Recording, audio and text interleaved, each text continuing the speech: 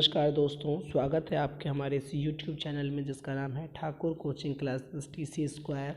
और आज हम आप लोगों के लिए लेकर के आए हैं संस्कृत का एक बहुत ही महत्वपूर्ण, सरल और यूँ कह लीजिए कि आपके पेपर में अंकों को बढ़ाने वाला पाठ जिसका नाम है अपठित अबोधनम। जी हाँ, आप सभी जानते होंगे अपठित अबोधनम लगभग सभी भाषाओं के जितने भी आपके पेपर होते हैं सभी में पूछे जाते हैं।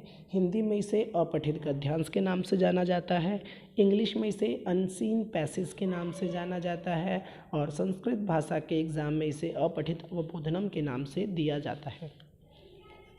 प्रश्न पत्रों में आप देखेंगे कि प्रश्न पत्र भागों में डिवाइड होते हैं, या तो 4 भाग होते हैं प्रश्न पत्र के या फिर 3 भाग होते हैं। अगर 4 भाग हो या 3 भाग हो उससे डरने की बात नहीं है। हर भाग का जो पहला भाग होगा, हर प्रश्न पत्र का जो पहला भाग होगा, अगर 4 भाग में बटा होगा उसका भी पहला, और 3 भाग में बटा होगा तो उसका भी पहला। उसका जो पहला भाग होगा वो यही होगा जो आज हम डिस्कस करने जा रहे हैं, जिसका नाम है अपठित अवबोधनम। जैसा कि आप सभी देख सकते हैं यहाँ पर लिखा हुआ है अपठित अवबोधनम। तो अपठित का अर्थ क्या है? जो पहले से कभी ना पढ़ा गया हो। इट मीन्स जो आपने अपनी इस वर्ष की जो पुस्तक है उसके अंदर उसको नहीं पढ़ा हो, ठीक, उसे कहते हैं अपठित अवबोधनम। तो सबसे पहले आइए जानेंगे हम अपठित अवबोधनम का अर्थ क्या होता है, फिर इसको स्टेप बाय स्टेप आगे हम बहुत सारे इसके जो पॉइंट्स हैं वो क्लियर करेंगे। और मुझे पूर्ण विश्वास है कि अगर आपने इस वीडियो को ध्यान से देखा और समझा और इसे अच्छे से अभ्यास किया इसका, तो आपके जो ये 10 नंबर का अगर प्रश्न आता है तो 10 में से 10, और अगर 5 नंबर का प्रश्न आता है तो 5 में से 5 अवश्य ही प्राप्त हो पाएंगे, ठीक है। और सबसे महत्वपूर्ण बात ये है कि ये सभी कक्षाओं के लिए महत्वपूर्ण होता है, चाहे वो कक्षा 8वीं हो, 9वीं हो, 10वीं हो, 11वीं हो या 12वीं हो। 8वीं और 8वीं से ऊपर के सभी कक्षाओं में जिसमें भी संस्कृत विषय लगा हुआ है उसके लिए बहुत ज़्यादा महत्वपूर्ण है। और सब में एक ही नियम होता है, तो इसके नियमों को ध्यान से जानेंगे और समझेंगे आज के हम इस वीडियो में। तो आप सभी सबसे पहले हमारे इस चैनल पर अगर नए हैं तो इसे सब्सक्राइब कर दें और घंटी के निशान को अवश्य दबाएँ ताकि हमारे आने वाली सभी नई वीडियो आपको समय पर उपलब्ध होती रहे और आपकी हेल्प होती रहे, क्योंकि हमारा एक ही ध्येय है कि आप सभी का सर्वांगीण विकास करना। तो आइए चलते हैं हम अपनी वीडियो की तरफ और आइए हम बात करेंगे आज हम अपठित अबोधनम में ले। तो सबसे पहले हम जानेंगे कि अपठित का अर्थ क्या होता है। थोड़ा सा स्क्रीन जूम कर देते हैं ताकि आसानी से समझ में आ जाए। चलिए देखेंगे अपठित का अर्थ यहाँ दिखाया गया है कि अपठित का अर्थ होता है पहले ना पढ़ा गया, मतलब ऐसा वाक्य जो पहले कभी नहीं पढ़ा गया।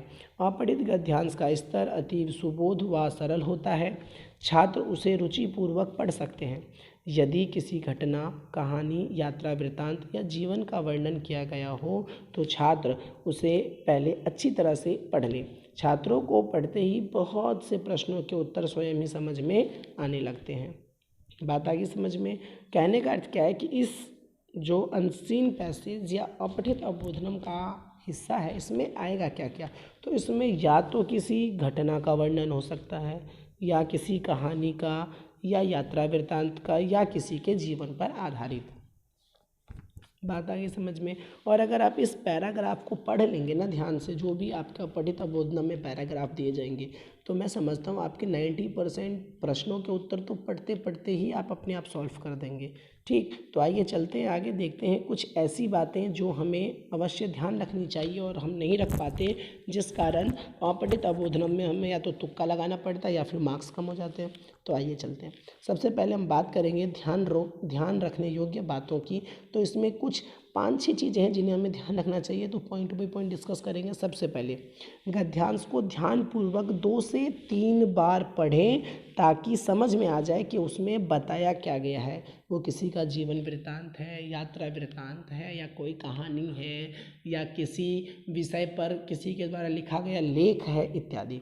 दूसरा पॉइंट, संबंधित प्रश्नों के उत्तर हमेशा गद्यांश से ही लेने चाहिए। कई बार हम करते हैं ना कि समझ में नहीं आता तो अपनी तरफ से उत्तर बना देते हैं, बिल्कुल नहीं करना। उत्तर जो भी हमें लिखना है गद्यांश के प्रश्नों का, उन सभी उत्तरों को हमें गद्यांश से ही लेकर के लिखना है, इस बात का विशेष ध्यान रखें, तीसरा पॉइंट, इस बात का ध्यान रखें कि प्रश्न के उत्तर गद्यांश से ही लिए गए हों। ठीक, अच्छा, पॉइंट नंबर 4, एक पदेन उत्तरत के उत्तर एक शब्द में दें और पूर्ण वाक्यन के उत्तरत किस में देने हैं? पूर्ण वाक्य में। देखेंगे ये चीज़ बहुत महत्वपूर्ण है। देखिए, एक पदेन का उत्तरत हमेशा एक शब्द में देना है और पूर्ण वाक्यन का उत्तरत हमेशा पूर्ण वाक्य में ही देना है। अगर आप ऐसा नहीं करते तो आपके वो आंसर गलत माने जाएंगे। अगर एक वर्ड का आंसर आपसे पूछा है तो एक वर्ड में ही आंसर देना है। अगर आपने उससे ज़्यादा का प्रयोग किया तो आपके आंसर कट कर दिए जाएंगे। अगला पॉइंट, भाषिक कार्यम। भाषिक कार्यम के प्रश्न के अंतर्गत सही उत्तर चुनने में अपठित गद्यांश की सहायता ली जानी चाहिए। जैसे मान लीजिए किसी का पर्यायवाची पूछ दिया तो पर्यायवाची वही लिखना है जो उस गद्यांश में दिया गया है, ना कि आप अपनी तरफ से कुछ लिखें। ठीक, तो इस बात का विशेष ध्यान रखें। अच्छा, अगला देखेंगे, प्रश्नों के उत्तर सटीक व सार्ग गर्भित होने चाहिए। जो प्रश्नों के उत्तरों वो सटीक हो, ऐसा ना हो कि बस कहीं से उठाया जो मन में आया, पहले का पहली लाइन, दूसरी का दूसरी लाइन, तीसरी का तीसरी लाइन, तो ऐसा बिल्कुल ना करें। पहले उसको ध्यान से पढ़ें गद्यांश को, उसके ऊपर टॉपिक देखें, फिर उसको करने का प्रयास करें। ठीक, आगे शीर्षक का चुनाव, विषय वस्तु के संबंध संक्षिप्त व रोचक हो। अच्छा, शीर्षक हमेशा एक चीज़ ध्यान रखें, जिस प्रकार आपने देखा होगा कि फिल्मों के नाम होते हैं ना, ठीक उसी प्रकार हर पार्ट का कुछ नाम होता है। तो नाम कभी भी 2 या 3 लाइन का नहीं होता, नाम हमेशा शॉर्ट फॉर्म में होता है। शॉर्ट फॉर्म मतलब 1 से 2 शब्दों के अंदर वो नाम खत्म हो जाना चाहिए। ऐसा ना हो कि नाम के लिए आपसे पूछा गया शीर्षक लिखो, आपने ऊपर की 1 लाइन या नीचे की 1 लाइन उठा के लिख दी, हो गया जी शीर्षक। नहीं, ऐसा बिल्कुल भी गलत है। देखो यहाँ लिखा हुआ है संक्षिप्त व रोचक होना चाहिए। बात आगे सभी के समझ में? आगे बढ़े, समझ में आ गई होगी। चलिए अब हम आपको लेकर चलते हैं एक उदाहरण की तरफ, और एक उदाहरण के अकॉर्डिंग हम आपको समझाएंगे, ठीक है, कि किस प्रकार जो ये पार्ट है इसको किया जाता है। ठीक, चलिए दिख रहा होगा आप लोगों को स्क्रीन पर, ये एक एग्जाम्पल के तौर पर हम आप लोगों के लिए लेकर के आए हैं, जिसके अंदर कुछ प्रश्न हैं और इसके हम आंसर इसमें ढूंढ के आपको बताएंगे कि किस प्रकार आंसर ढूंढे जाते हैं। ठीक, तो आइए सबसे पहले हम इसका एक बार अध्ययन करेंगे और फिर अध्ययन करने के बाद हम इन प्रश्नों के उत्तर को ढूंढने का प्रयास करेंगे। मैं इसको थोड़ा सा जूम कर देता हूँ ताकि आप लोगों के स्क्रीन पर ये आसानी से दिख जाए। चलिए दिख रहा होगा, तो हम सबसे पहले इसकी रीडिंग करेंगे। तो लिखा है, देखो, आधुनिक विकासशील विश्वे सर्वविक्राला समस्या आतंकवादे वर्तते, अनेन अभिशापेन संपूर्ण विश्वमेव स्वयं एकम स्थापितम, संपूर्ण विश्व प्रतिदिनम एव अस्य विनाशलीला श्रूयते एव। गतवर्षस्य नवंबर मासे अस्माकं देशस्य आर्थिक राजधान्यां मुम्बै नगरायाम् अपि सागरमार्गेण प्रतिविदेशक दशात् पाकिस्तान आगत्य आतंकवादिनः आक्रमयन्ति। तेन कारणेन अनेकेषां जनाः गतप्राणाः अभवन्, बहुमूल्या सम्पत्तयः क्षतिग्रस्ता अभवन्। अतीव सुंदरम इदं नगरं धूलिध्वस्तम् अभवत्। अधुना तु इदम् अभवत् यत् ते जनाः देशस्य च आतंकवादिनः पालितवन्तः, तेन एव ग्रस्तुम् आतंकिनः सज्जिताः सन्ति। अधुना तु श्रीलङ्कायाः क्रिकेट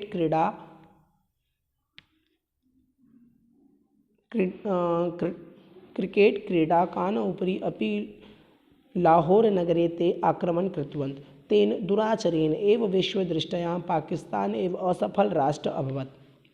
आवश्यकता तु इदं यत् सम्पूर्णविश्वेन मिलित्वा एव आतङ्कवादस्य निर्मूलनाय प्रयत्नः करणीयः, अन्यथा सम्पूर्णसंसारे आतङ्कवादस्य अग्नौ भस्मसात् भविष्यति। देखेंगे कि ये जो पैराग्राफ जो दिया गया है, ये संपूर्ण पैराग्राफ आतंकवाद से रिलेटेड है। ठीक, चलिए अब हम इनके प्रश्नों के उत्तरों को ढूंढने का प्रयास करेंगे। तो सबसे पहले देखिए, प्रश्न पूछा गया है कौन सा? एक पदेन। तो एक पदेन में जो सबसे पहला प्रश्न पूछा गया है वो है, आतंकवादिनः कुतः आगत्य मुंबई नगरम आक्रमणन्तः। आतंकवादी जो थे वो कुतः आगत्य, कहाँ से आकर के मुंबई के नगर में आक्रमण किया था। मुंबई नगर में आक्रमण किया था, कहाँ से आए थे वो? तो इसके आंसर आपको अपनी तरफ से नहीं लिखना, इस पैराग्राफ में ढूंढना है। तो चलिए पैराग्राफ में ढूंढने की कोशिश करते हैं।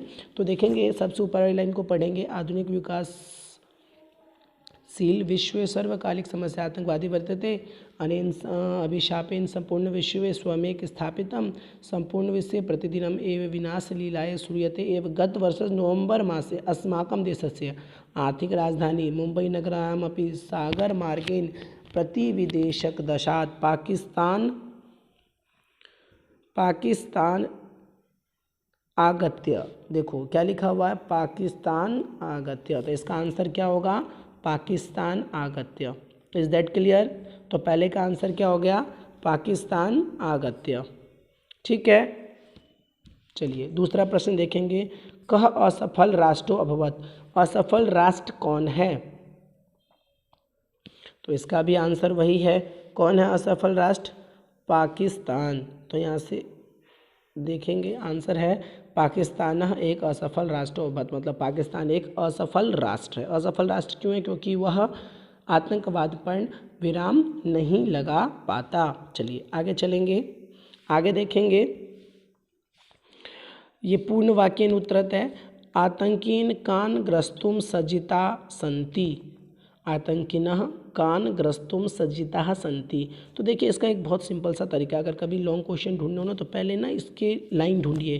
देखो क्या लिखा है, ग्रसितुम सज्जिता सन्ति। अब देखो किसी लाइन में ग्रसितुम सज्जिता सन्ति लिखा हुआ है क्या?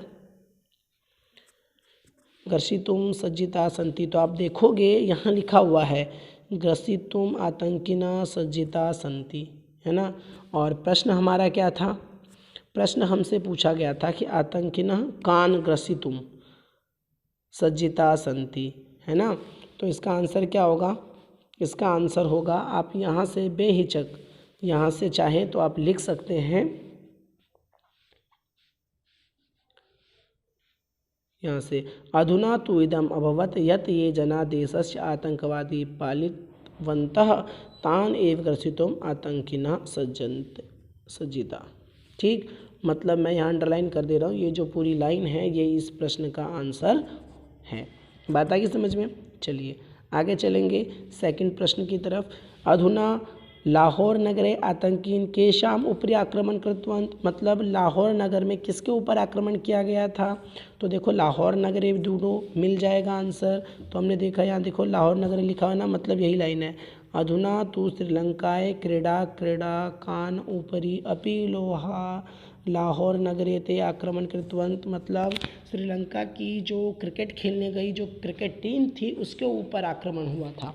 Is that clear?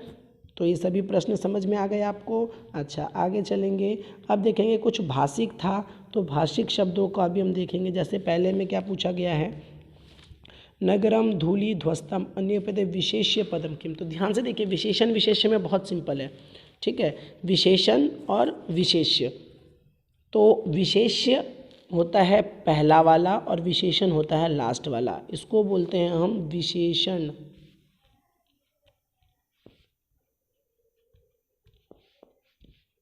ठीक, और इसको बोलते हैं हम विशेष्य।